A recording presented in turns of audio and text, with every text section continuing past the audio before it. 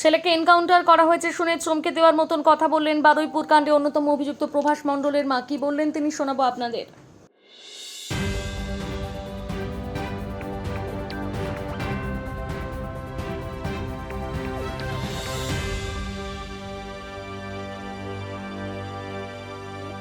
বলছে আপনার ছেলের নাম প্রভাস মণ্ডল। আমি হ্যাঁ, তা আপনার ছেলে মারা গেছে, আপনি দেখতে চান? হাসপাতালে আছে, দেখে। আমি বলছি না, আমি আর দেখতে চাই না, আমি দেখে আর কি করব, আর আমার যাবার শক্তি নেই, আমার গলা শুকিয়ে যাচ্ছে, বলতে পারছি না। হ্যাঁ, তা আমি বলছি আমার যাওয়ার শক্তি নেই, আমি যাব না, তোমরা ঝাঁকো। বলছে ওর তো আই কার্ড লাগবে। তা আমি বলেছি দেখো, আমি সব কোথায় আই কার্ড জানি না, আমার কষ্ট, মার তো কষ্ট হবে, আমি সে কষ্ট দরকার নেই, ও যা কর্ম করেছে তাতেই গেছে আমার শান্তি,